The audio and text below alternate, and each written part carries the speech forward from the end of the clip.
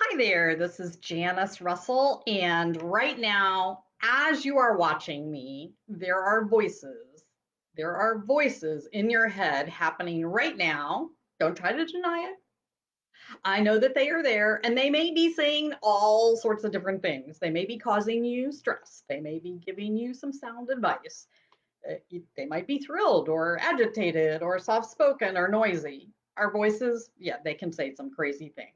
Now, I call these voices brain chatter. And according to the Urban Dictionary, brain chatter is the high intensity inner monologue, or sometimes dialogue, that distracts or interrupts activities in the external world. Now, where does it come from? Well, I've listed a couple of ideas, but sometimes it's, past experiences, current experiences, advice from others. Again, the voices can say and do lots of things, but what I do know for sure is that they impact our day. So first I want to start with just a couple of examples. So let's say, for example, that you are trying to do some decluttering. Okay, one of your voices might say, I'm going to need this someday. The other one might say, oh, I have to keep this because Aunt Joe gave it to you, or me, depending on who's talking in the head. Again, it might say, oh, I know this is broken, but I'm going to be able to fix this and then I'm going to be able to use it. So just a couple of examples of something that your brain may be telling you if you're doing some decluttering. Now, let's say that you are working on some kind of a task or a project. Well, yeah, the brain chatter or mind chatter comes in during that as well. It might say things like, oh, you have time to do just one more thing, even though you really don't. It might say things like, I'm really tired, so I'm going to do this tomorrow, even though the deadline is tonight. I'm going to, ask forgiveness later. It might say, I don't want to say yes to this, but I don't want someone to think bad of me if I say no. So again, just a few things that the brain may say. Now, I've referred to it so far as mind chatter or brain chatter. You may have also heard of it as, oops, this way, monkey mind. How about the gremlins in your head? This is one of my favorites. The committee. What does the committee have to say about it? As well as inside chatter. So lots of different names. Now, what I do want to do is read a little quote that I found recently from Ramez Sasson. And I really like it. It's a tiny bit long, which is why I'm reading it. Uh, but I think it's really good. It says, mental noise is the constant chatter of the mind that never stops. It is the inner conversation or inner monologue that goes on constantly in the mind. It is possible that you are not always unaware of this mental noise because it has become a deeply embedded habit. It is a voice in the head that just keeps talking and talking. The mind also repeats the same thoughts over and over again, like in a loop, like a record that got stuck. If these are positive thoughts, that's fine. However, too often, these are negative thoughts that intensify stress, worry, anger, or frustration. These are thoughts that you absolutely do not need.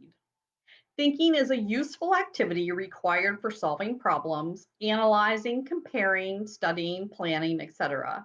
But too often, the mind roams where it wills, occupying the attention with trivial matters and unimportant, useless thinking that wastes your time and energy.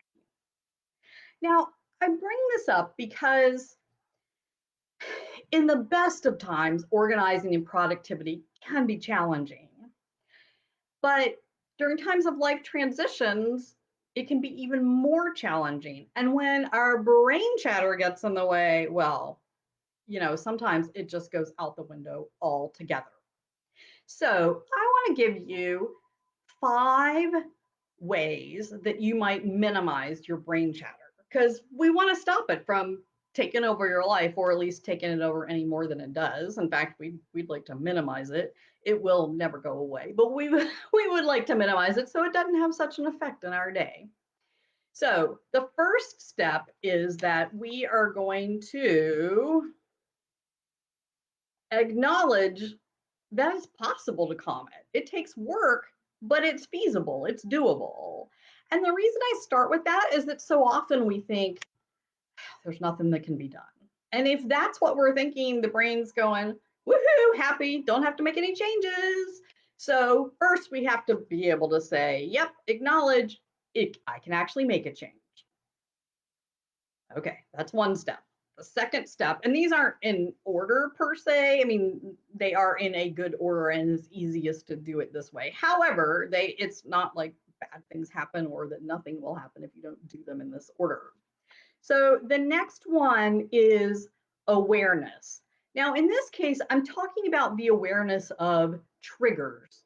So there might be certain events. It might be when you're interacting with people. It might be certain fears that come up or things from the past.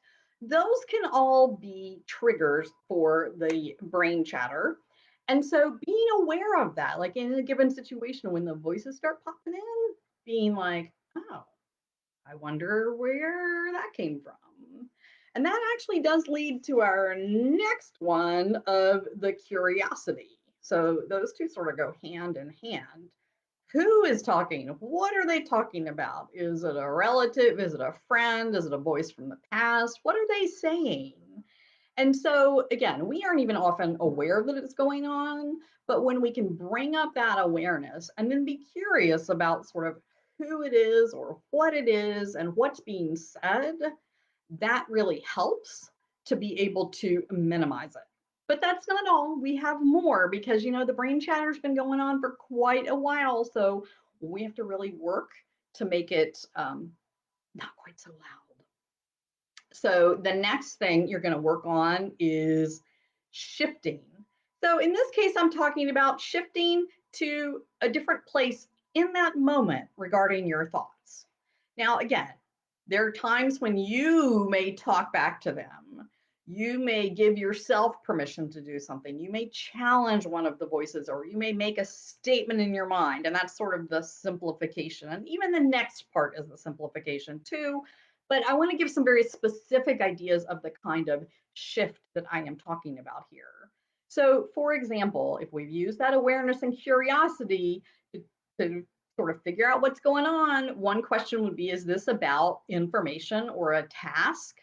Because if that's what the voices are talking about, then you need to use whatever system you use of recording notes or tracking things or your action system.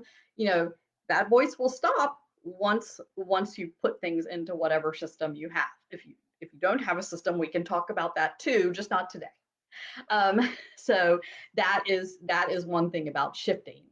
Another thing is that voice anxious about something that's going to happen in the future? Because if that's the case, then sometimes you have to start. In fact, it's always good to start with just a deep breath to sort of calm yourself. And then sometimes you need to make like a sort of a worst case scenario, only so that then you can create, plan B or plan B, C, D or whatever to get around it. Like if this is the worst thing, this is what I can do. And so I've got it, I've got ideas, I've got plans, and so I don't need to have those little voices being all anxious about the future. Another way to shift is to think about reality. I mean, what is the evidence for or against what I'm thinking? Am I jumping to some negative conclusions, or am I interpreting something, incorrectly? So really figuring out if those voices are being based in reality. Another way to shift your thinking is to think about goals. So, do these negative thoughts serve me? Do they get me closer to my goals? Do they remove my fears, or are they keeping me in the same place? So again, just sort of addressing that. And this can be talking back to them. It can be challenging them. So lots of different ways to do it, just giving you a few ideas here. Another way of shifting is to look at sort of the positive versus the negative. So often we're concentrating on one little negative part and we forget that whatever situation that the voices are talking about, like it may have 10 other positive things, but the voices, they're talking about the one little negative thing. And the last one that I will propose today, as far as shifting, is are we talking about something in the present or in the past? Because if the voice is responding or resenting something in the past, then the only thing that you can do is really create a plan of action to deal with the past. And often that, will be a therapist, it could be a friend, whatever. But the thing is that it is in the past and we have to figure out how we're going to leave it there. So those are a number of different ways that you may shift your thinking. And if you have other ways, I would love for you to note them down because, this is not the be all and end all. My voices have stopped demanding perfection most of the time, so I didn't try to get all of the ways here. And it means that I leave it up to my audience to come up with some other ideas that people might enjoy and get a lot out of. So the fifth strategy is to navigate to overall changes. So regular habits have been shown to help manage the mind chatter more consistently. So things like practicing mindfulness, again, on a regular basis, and that's developing habits, and again, a topic for a different day, but practicing mindfulness. Journaling is a great way to get some of those thoughts out of the head.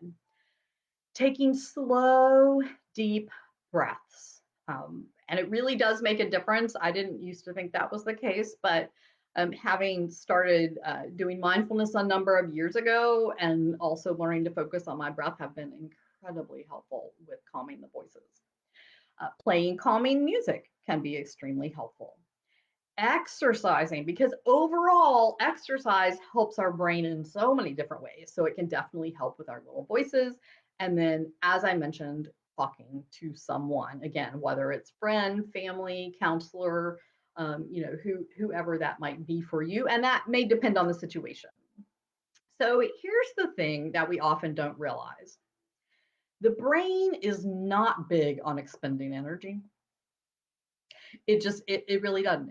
Doesn't like to expend. So it goes down the path of least resistance as to how it's always thought. Now, that's sort of the bad news, the negative news, as it were. But the exciting thing is that our brain is a muscle. Now, I recently finished a coaching class called Managing Your Bossy Brain. Isn't that a great title? Managing Your Bossy Brain. And I'm not going to start all into the neuroscience piece, but suffice it to say, I have now learned A, more information about how the brain functions, and B, some great techniques for managing that mind clutter. So let me know if you would like more information about my coaching services as they relate to organizing and productivity around your life transitions. And please leave questions, comments, thoughts, things that have worked for you in the comments so that we can all share and learn from one another. All right, until next time, thanks so much.